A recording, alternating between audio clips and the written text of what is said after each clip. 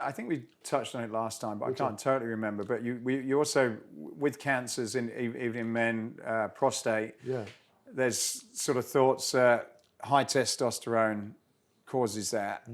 But, and then obviously they reduce the testosterone. But I'm not sure whether you would mention it or someone else was saying it. Now they're kind of like not totally sure if that is the case.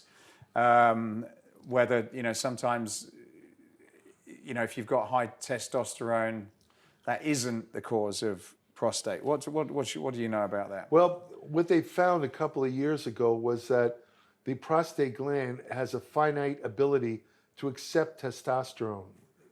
In other words, the prostate is set up to accept the normal amount of testosterone that circulates in the body.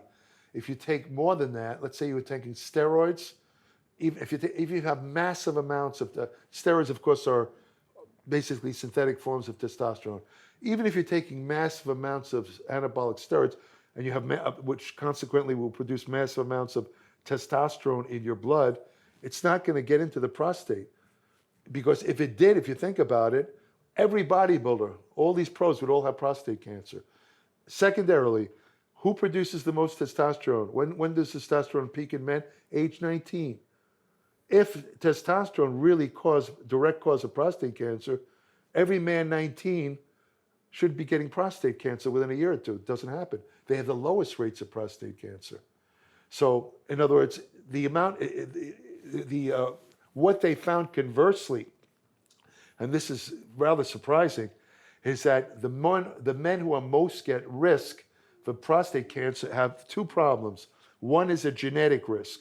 That's the first main risk. If you have a father, grandfather, you definitely are at a higher risk for prostate cancer. Yeah, I do.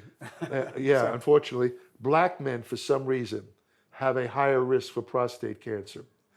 Now, the other thing is that if you have consistently, I'm talking years of low testosterone, you are at a higher risk for prostate. Just the opposite of what doctors say. Because they suppress it when you have it. They basically cut it off, don't they? Right, exactly. But the thing is, that's because once you already have let's say a tumor in the prostate, the testosterone might stimulate. That's why they suppress it. But when they suppress testosterone with testosterone suppression therapy used in the treatment of prostate cancer, it's sad. The only word I can think of, it's pathetic. About 80% of the men wind up getting cardiovascular disease with long-term testosterone suppression. So they block one thing and they kill you with something else. It's sad. I'm not laughing. I don't think it's funny at all. No. I think it's pathetic that they have to treat, prostate cancer by giving you a drug that's going to give you cardiovascular disease by knocking out every bit of your testosterone. It's not a good idea. So, but low testosterone, in fact, the whole idea that testosterone causes prostate cancer stemmed from one study in 1941 that had only 2 subjects. First of all, that's not scientific. Any scientist will tell you, you can't make a basis of a science construct based on 2 subjects. You have to have thousands, not 2. But this what they did is one of the guys was castrated, so he had low testosterone, and he apparently had the beginnings of prostate cancer. They gave him, apparently, I don't know how, something happened where he took testosterone and it stimulated his cancer. Remember, he already had a cancer. He had a tumor going. Mm-hmm. He had what they call a precancer. It's called intraepithelial neoplasia. That's an early form of prostate cancer, which every man gets. Every man gets.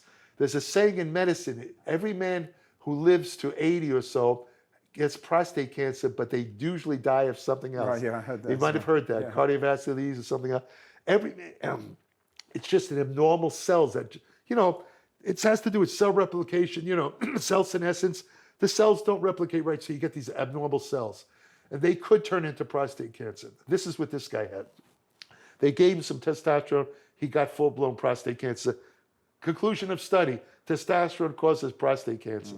But they didn't take into account that he had already a tumor in there. So yes, if you give a person with low testosterone, if you suddenly introduce testosterone, there's a chance, if he already has the neoplasia in there, he has to have that, then you could stimulate prostate cancer.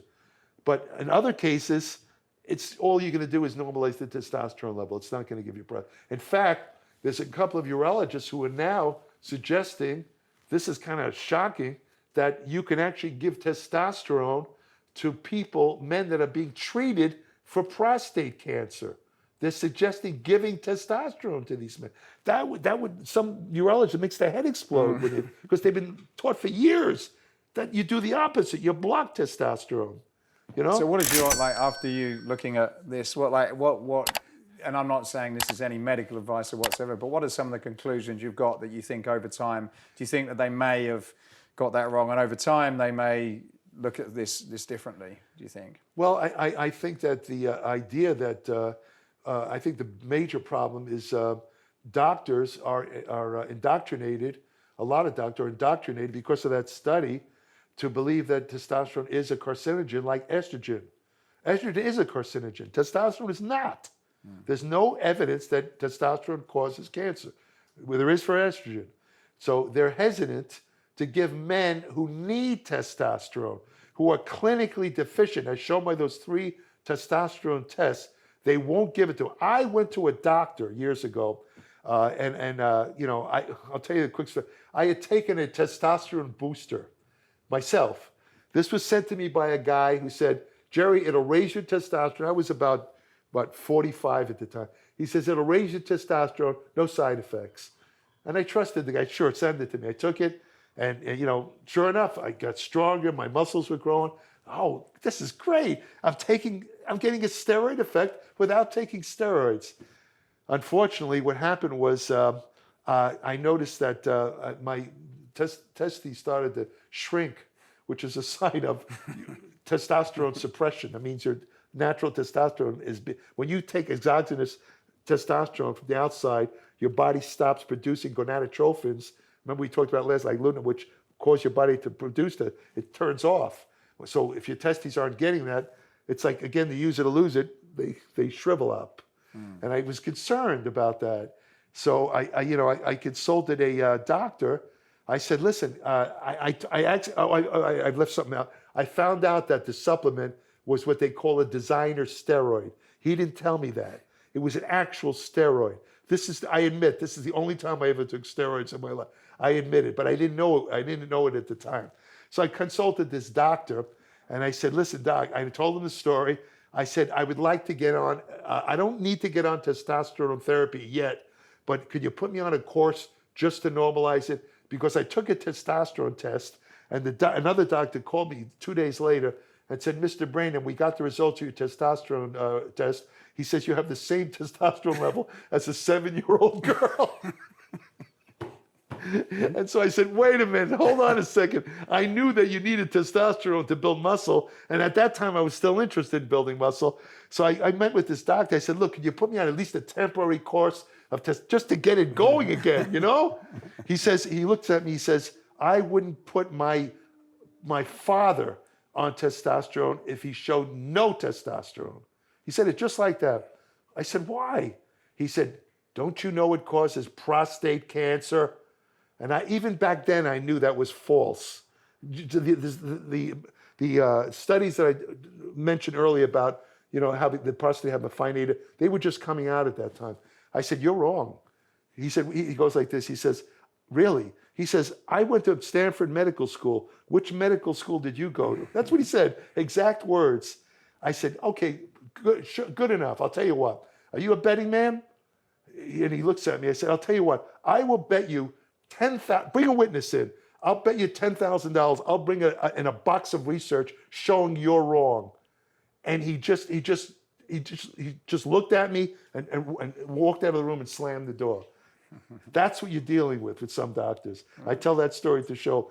In other words, men, this is the problem. Some men who really need testosterone replacement therapy aren't going to get it because it's a prevailing notion that testosterone causes prostate cancer. It does not.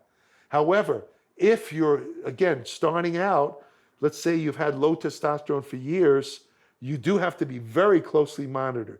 Because, if you have that interest, that neoplasia effect, you could possibly get prostate. So yes, if you're going to get on testosterone therapy and you've been low on testosterone for a number of years, you have to be very closely monitored just to be safe. Yeah.